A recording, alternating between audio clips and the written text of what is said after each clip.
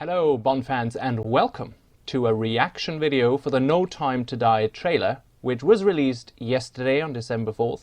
I'm sorry I couldn't do it yesterday because sometimes I actually have to work in between.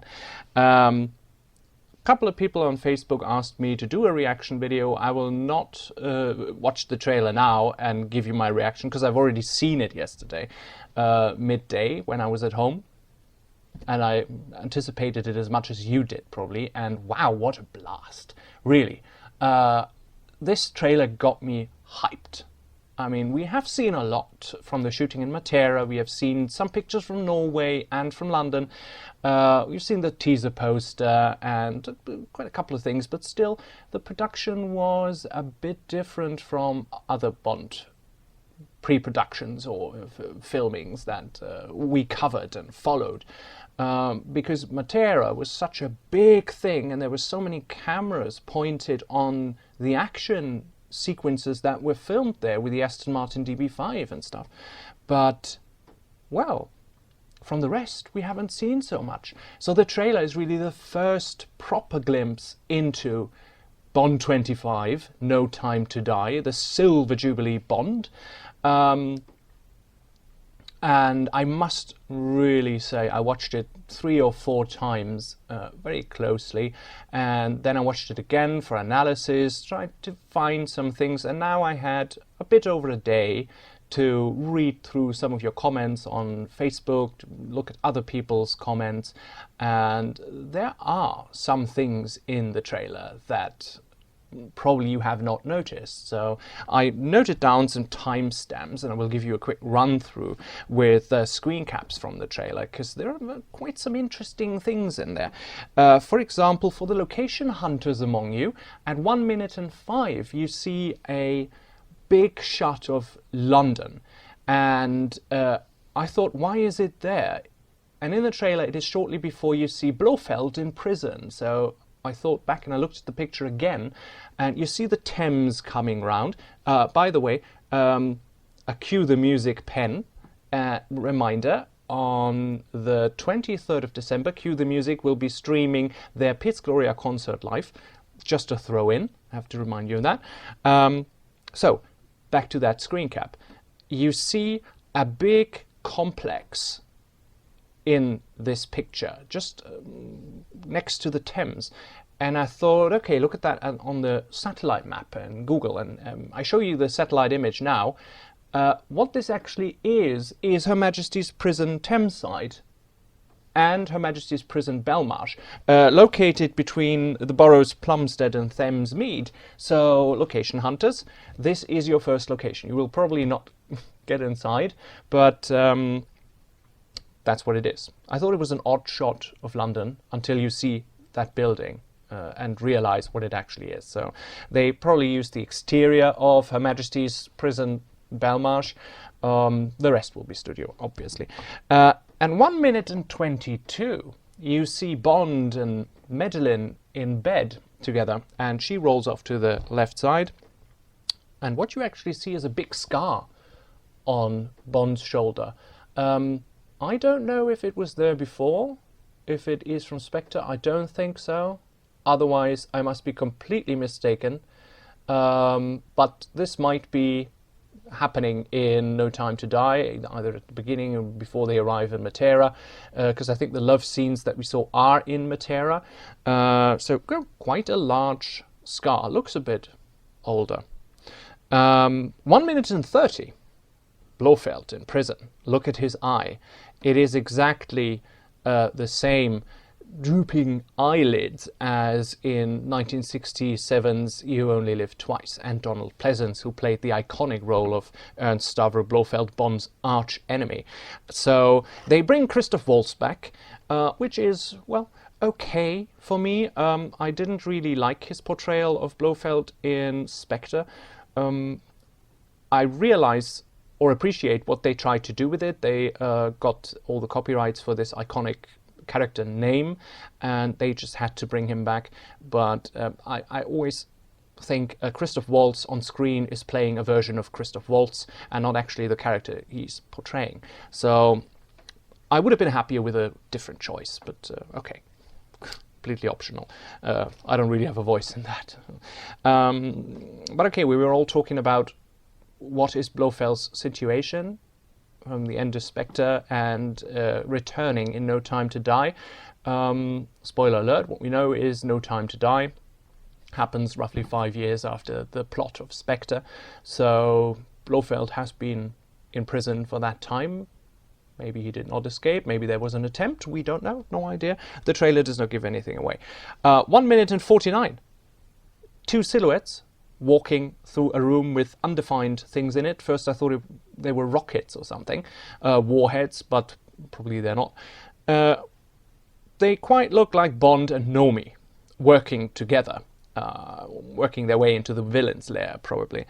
When you look at 1 minute and 51, you see this man in the mask, which is probably the villain, Safin, played by the wonderful Rami Malek, an Oscar winner for Bohemian Rhapsody, in which he portrayed Queen lead singer Freddie Mercury. Great film, by the way. What was odd about that is the glass door he's standing behind, which looks to me like it is the same glass door than at Q's apartment, or even Q's lab. I don't really know what it is. Here is the comparison image of when Bond comes to visit Q together with Moneypenny.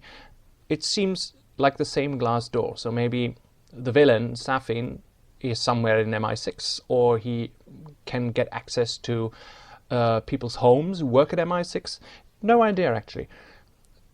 A bit more interesting is at 1 minute 54. A nice tidbit. Because when you look at that scene closely, it's Bond in a crowd of people, but it's actually not a crowd of people, just a normal crowd of people. Look at the person right behind Bond. Who is it? The keen eye will have noticed it.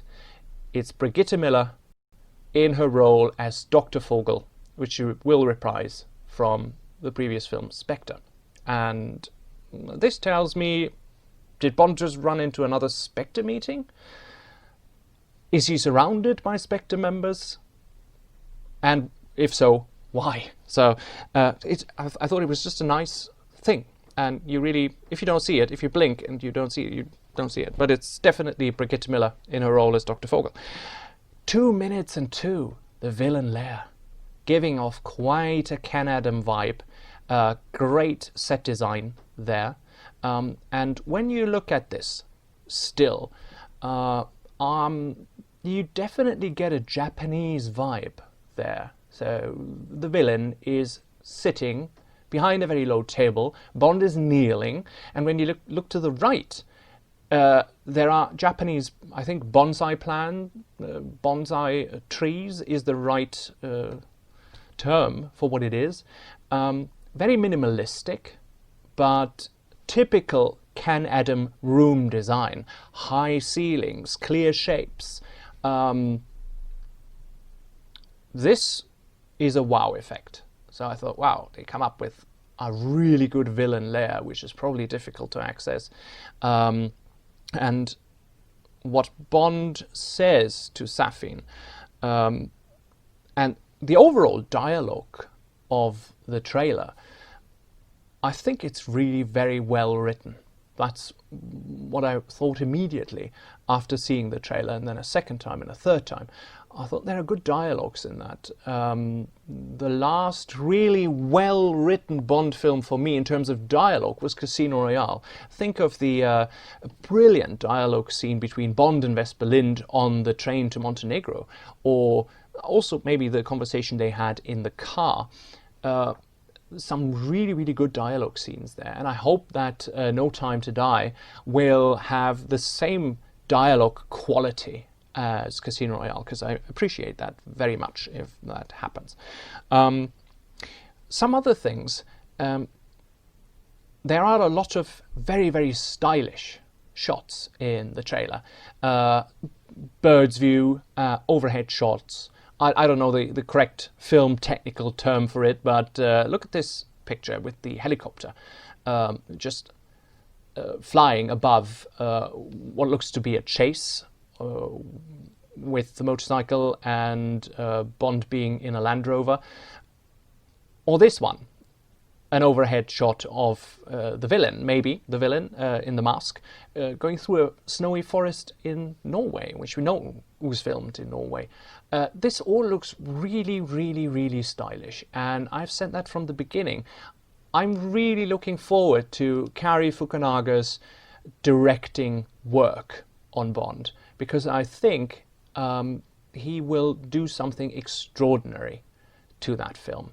And this is reflected in so many shots in the trailer, whether it is the bridge jump in Matera, which looks just spectacular, the camera angles of the Aston Martin chase in Matera. I mean, hey, and this is a good point to mention, the gadgets of the DB5, which was at the end of the official trailer, where upon the press of a button, the car does not release its normal machine guns, but actually miniguns hidden behind the front lights. I mean, how cool is that? It might be a little bit over the top. That was my first thought. Miniguns, a bit over the top. But hey, you have to move with the times, I think. In Skyfall, he still had the smaller machine guns. But I think a minigun, it's sort of stylish when you're really surrounded by enemies, and he is surrounded by enemies, he's circled in by enemies, and it looks just so cool when they advance towards the car and start shooting, and you have the bulletproof glass, Bond staying absolutely cool, and by the press of a button, he activates the real power of the classic Aston Martin DB5 in a scene that will probably stun us when we are in the cinema. So there is absolutely a lot to look forward to, and I'm quite happy that a lot was kept secret, apart from the filming in Matera, of which we have seen really a lot. But I think the 25th Bond film will have a lot of surprises in store for us, and it's always believing. You can be let down by a film, and I was let down a couple of times in the previous years. I was not always happy with the Craig era Bond films, but hey, I keep believing that the next one will get me somewhere, and that I get what Roger Moore always said: 2 hours of fun, action, humor, that you happily go to the cinema for and pay for, and go see it with your friends, go see it again the next day, or see it in London at the premiere or whatever, that you just have fun going to the cinema. And this really draws me in. The trailer certainly does that. So that is pretty much my reaction to the trailer. And I'm glad that so many people had positive reactions about the trailer. I read very little negative comments. Everybody is pretty much as hyped as I am. And this is genuine. So with Spectre, I was like, okay, could work. Well, that does look a bit too artistic, and this emotional thing, this emotional journey Bond is going through, or was going through, I hope that stops. I really, really hope that stops. I mean, we have Madeline Swan returning, and the chemistry between both of them, just from what comes across from the trailer, seems to be tense. There is something, and even if it's a secret that she has, or something she doesn't want to share, I think there is a lot that will surprise us. And that's what I'm looking forward to. I hope you enjoyed this video, my trailer reaction to the official No Time to Die trailer. Pretty sure we will get another one, although this one with 2 minutes and 30, or just over 2 minutes and 30, is quite long. Honorable mention, before I send you off, is the semi-gun barrel pose at the end of the trailer, where Bond shoots in this long hallway. It has a lot of round elements in it. I hope there will be a traditional gun barrel. I'm pretty sure there will be a traditional gun barrel at the beginning of the film. I mean, that's what everybody's looking forward to. They reintroduced it in Spectre, and I think it will stay in exactly the same position. Okay, thank you for watching, Bond fans, and keep being hyped for No Time to Die, coming in April 2020. Bye-bye.